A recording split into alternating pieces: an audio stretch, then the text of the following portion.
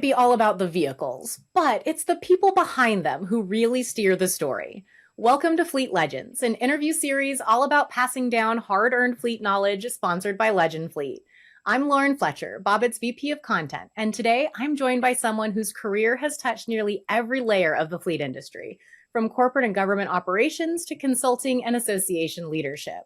Ruth Alfson brings more than 3 decades of fleet experience across both public and private sectors. She's led fleet operations for organizations including the City of Cincinnati, Seminole County Government, Exelon, and EG America, managing everything from multi-million-dollar budgets and policy development to major operational transitions and strategic partnerships.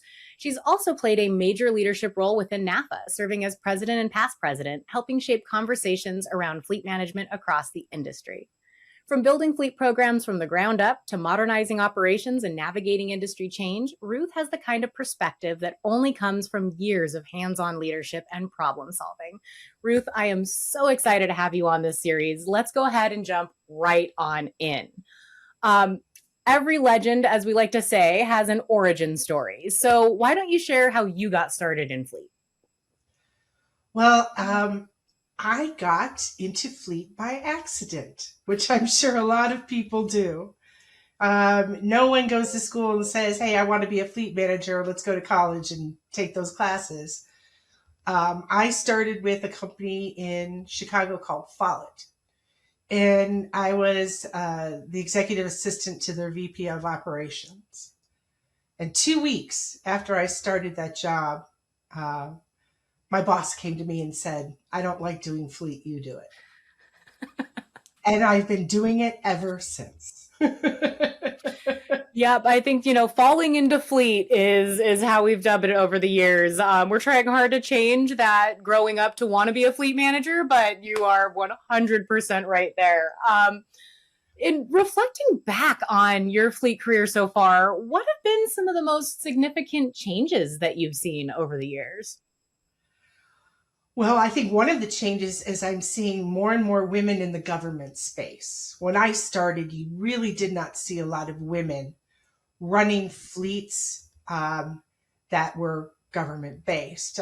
One, though, I remember Betty Link, she was for a time. And more and more and more, you see women entering that space. They might enter the space via finance or risk management or safety, but they are more and more with governmental operations. In fact, there's a couple out there that actually work themselves up off the shop floor as well. So we're seeing a lot more of that. Another change is the technology. It has changed so much in 30 years that I can't imagine doing some of the things I do now without technology and what it has enabled people to accomplish. And the typewriter wasn't giving you the data management that computer systems are today? True. When I started my fleet career, there was no Excel. It was Lotus 1, 2, 3. Took more time, I think, to just log in than to get the data put together. That is so true. So true. So, we both know experience is one of those things that doesn't come easy. I'd love to get into the takeaways over the years that have really stuck with you. What are those most important lessons that you feel you've learned in fleet management that are crucial for some of the newer fleet managers to understand? I think one of the most important lessons is don't go it alone. There are so many people out there who have been in your situation, have learned from it, and are more than willing to just sit down with you, talk with you, and let you know how they solve their problems. And not tapping that, I think you're doing yourself a disservice, because a lot of times the information that you need may not come from a book. It may come from the person next to you at a NAFA meeting or an APWA meeting or an NTEA meeting. Or it might come to you from somebody who's actually not in fleet, but maybe is in facilities or in risk. So I think that if you don't tell people around you that you've got an issue and would like to talk about it, you're doing yourself a disservice, because that information that you may need or probably do need to solve your problem is with someone who's more than willing to share it with you. Creating a better day for the legends of the road with the non-slip van floors, protective interior liners, and full range of work van accessories. Trusted by major OEMs and fleets all across North America and Europe. I mean, I think you make such a great point too, in not just within Fleet, but I mean, Fleet touches so many different parts of every business that it's in, from finance to operations and executive leadership and everything in between. There's so many different places to reach out to and connect. And that was a great point that you added. So if you could, this is a fun one for me. It's jumping into kind of a virtual time machine. If you could kind of go back in time, what's one thing you wish you would have known when you first started out? Oh, that is a tough question, because there are so many things that I should have known. But the one thing that I really should have known when I started out was that the knowledge is there.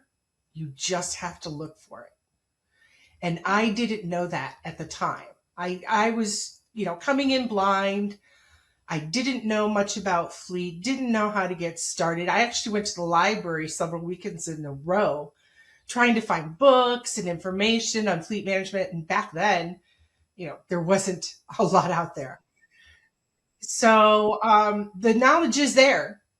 I just had to seek it out. And that's what I wish I had known when I started. And again, as you noted, everybody in this industry is so incredibly willing to share and partners up together. I mean, we clearly do our own Fleet publications and events, but everybody from RTA with their Fleet Success Playbook and NTA's lessons that you can learn, and the Fleet 101 from AFLA. I think there are, as you noted, so many different places to get the information that you might need specific to where you're lacking some of that. Yes, that's true. I mean, the only book that I found when I was starting out was John Dolce's book. It was a textbook. Yes. And it was a wealth of information for somebody who didn't know Fleet back in the 90s. But then you start thinking to yourself, okay, this is great, but now how can I apply it? And so in only having one source to do that with, it kind of narrows your perspective. But now with all of the information that's out there and everything you can find, now you're getting that broad perspective that you need. Yep. I love it. So from your perspective, are there any rookie mistakes that you've seen or understand fleet managers are making right now that you really would recommend they're steering clear of? For me, I would say a rookie mistake is not admitting you may be wrong, because then you're not open to all of the other information and all of the other people who could really contribute to what you need to do. So the first thing I should say is admit you're wrong, or that you may not know everything. Don't think you're walking into it and you're going to get this and you're going to be an expert in 6 months. That's not going to happen. So just be open. Don't close yourself off. And, if something goes wrong, say, hey, it went wrong. I understand that. Now we're going to find out why it went wrong, correct it, and move on. So don't think that you're the end all be all when you get started. Make sure that you are open to everything. There is truly always something else to learn. I know after 2 decades that I've been in this industry, every day I'm still learning something new. And I love it. I think that's part of what keeps me going every day. So, Fleet is a balancing act. We've got people and processes and technology and vehicles. And through your career, you've definitely seen it all evolve. Thinking about what's worked well and what maybe hasn't, what practices or innovations have you found to really be the most effective in managing a successful fleet? I think data is really the most successful in managing a fleet. You have all of these different pieces of technology right now. GPS, Internet of Things, AI is coming into it. A lot of different fleet management programs. They're customizable now, so that if you have a small fleet, there's one that works for you. If you have a large fleet, if you want to run your own garage, if you don't, it's data that's the most effective. But data can also throw you off if you're not looking at it the right way.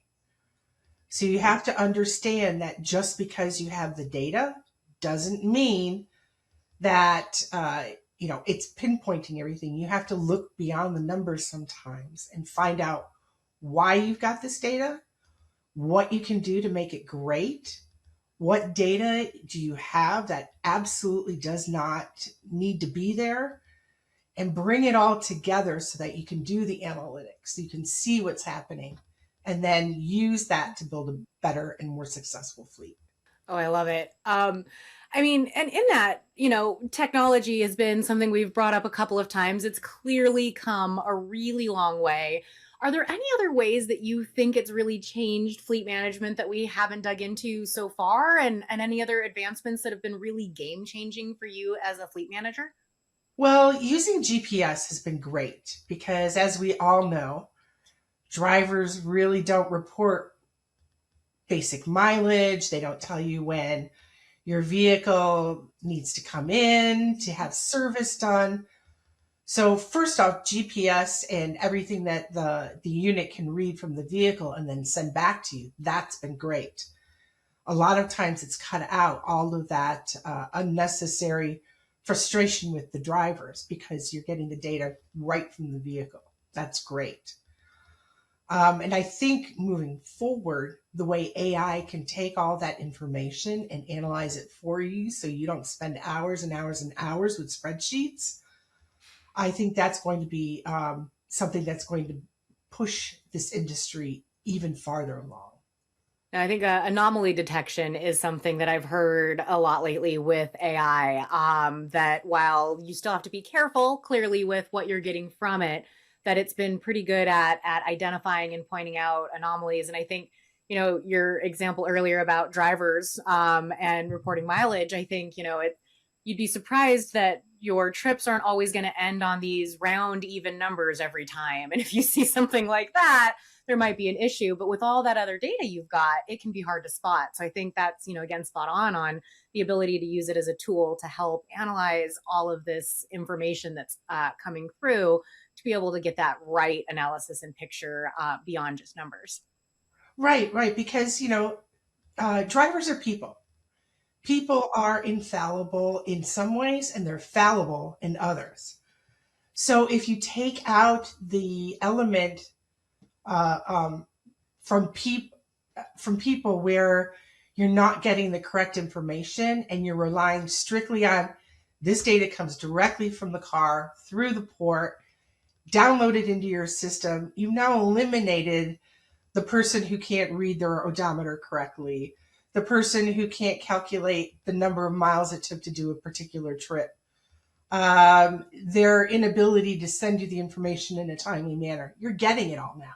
Yeah. The handwriting you can't read. Oh, had a lot of those. Yes.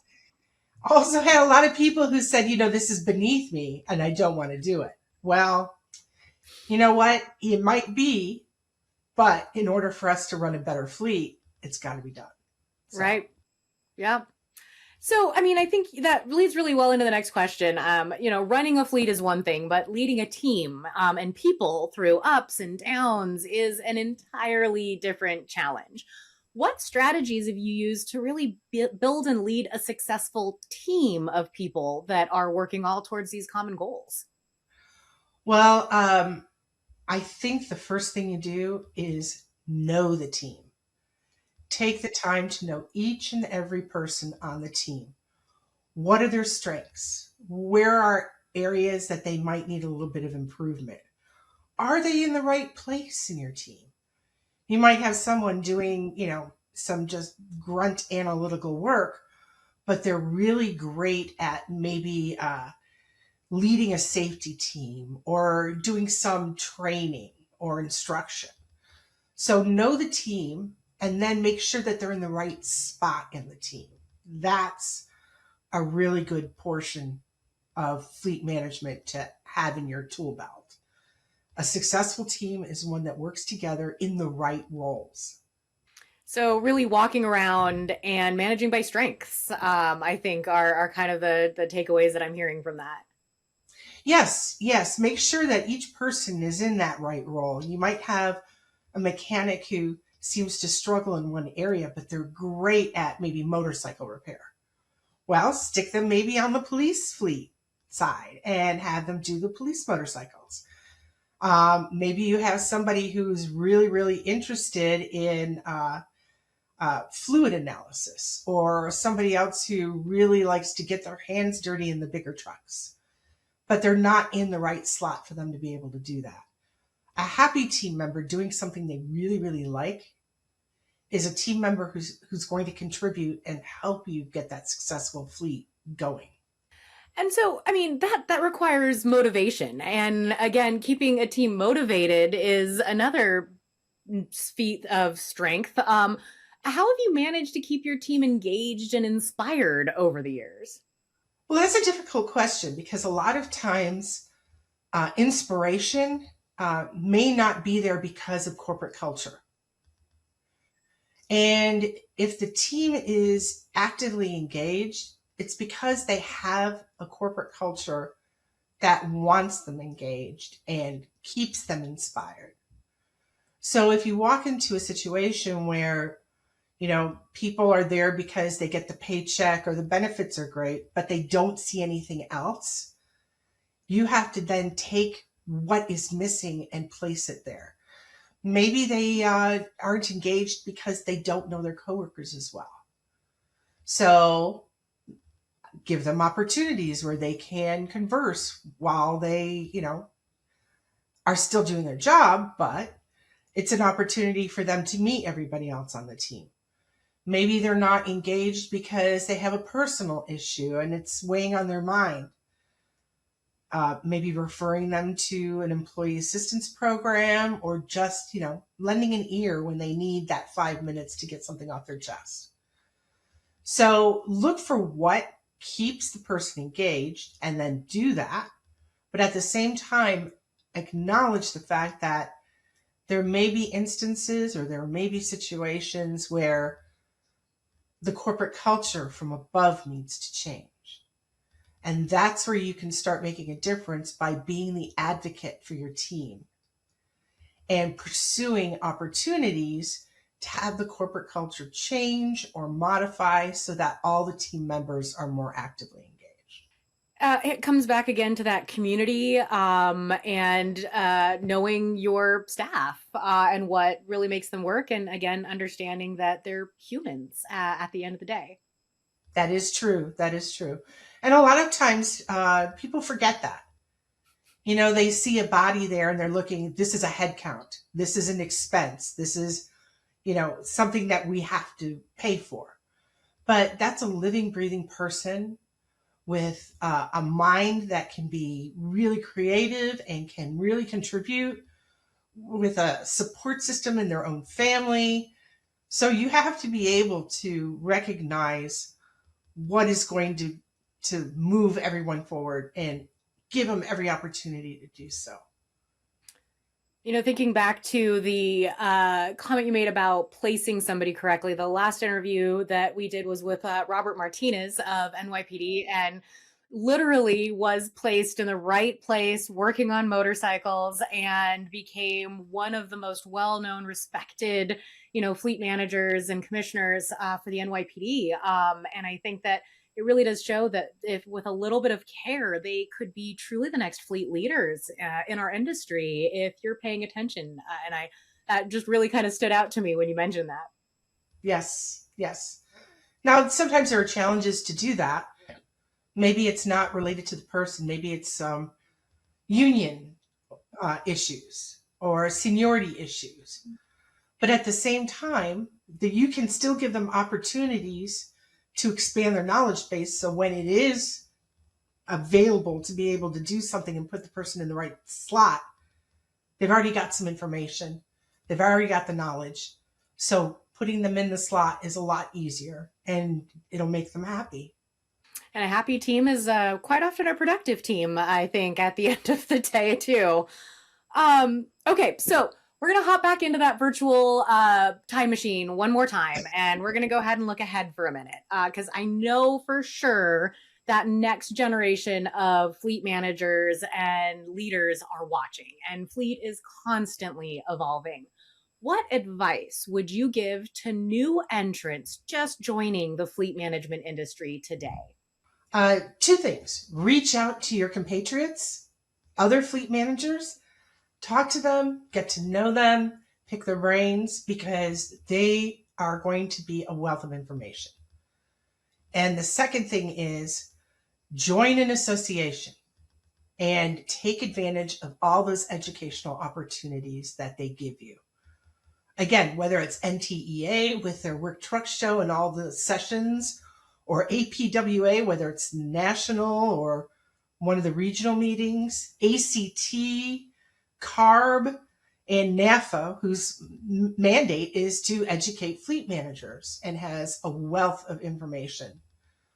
So I would say get a mentor, reach out to people, and pursue those educational opportunities. Fantastic advice. And looking down the road a little further, based on what you've seen changed over the past few decades, what trends or challenges do you think you see coming for the future of fleet? And how should new or even current veteran fleet managers prepare for them? Well, I think at one time, electric vehicles were going to be the end all be all. But, administrations change and priorities change. So that might not be in the foreseeable future something that's going to really, shock or surprise the industry. But I think autonomous vehicles coming into play is going to have a lot, because you're trying to eliminate the human factor in the driving. I think also that the way manufacturers offer vehicles is going to be something in the future that you need to take a look at. A lot of the manufacturers are saying, well, I'm not going to build this anymore. We're not getting the sales that we need. But at some point, they're going to have to expand an offering or two, because fleets are going to want them. Fleets are going to need them. And manufacturers can then start building up that profit in a vehicle specifically for fleet. So take a look at that as well, because while the fueling situation for the vehicles may be changing, the fact that fleets are still here and they're asked to do more, and if gas prices go even higher than they are, electric vehicles might just make a booming comeback. You're also going to take a look at hydrogen. People keep talking about how hydrogen is going to change things. Well, the infrastructure is not there yet, but, it could be. So don't put that on the back burner, because it may surprise you. No, that's really interesting. I know for me, I am quite curious what the, fueling stations of the future will look like, because I think we've definitely proven that there's not going to be a one size fits all. We have gas and diesel right now and have for quite some time. There hasn't been a one size. And so it could be interesting to see the charging stations, the propane and hydrogen and gas, and being able to maybe, make some choices that work best for your fleet. But I think that's, a really interesting look at the fact that things are continuing to change, and technology and needs are a part of it. And, fleet's been around since the start of our country with wagons and horses, and it's still around through pandemics and everything else, and is going to be around for the, quite foreseeable future. True. I live in Ohio, and up and down I-75 in Ohio, they have been changing over their rest areas. They have actually knocked down the old one and put in new ones with chargers for electric vehicles. So now someone doesn't have to hunt on their app to find an exit with a charger or two or three. They're putting them in right there, right off the highway. So, take a look and see what's happening around you, because that's going to affect how things go in the future. Yeah, a lot of change and for the positive, for the needs that are there. Ruth, truly, thank you so much for sharing your journey and the valuable insights you've gained along the way. It's stories like yours that just remind us how fleet isn't about just vehicles and technology, but those people that are driving the change. Before we wrap up, I'd love to give you the last word. Is there anything you'd like to say to the folks watching or your fellow fleet pros who are tuning in? I would say great job so far. You're successful in your profession. Keep going and reach out to maybe those newbies that are attending their meeting for the first time. And, shake their hand, sit down with them, get to know them. You'll find a lot of times the seasoned veterans can learn a lot from those coming in, because they have a different generational perspective. So don't lose out on that information as well. Mentorship can go both ways. It can. So for everyone else, I hope you're walking away with some solid takeaways and maybe a little inspiration too. If you've got thoughts on this episode, drop them in the comments. If you know somebody with a legendary story, tell me who you want to see next. I've got more great conversations, so stay curious, stay connected, and I'll see you on the next episode of Legends of Fleet.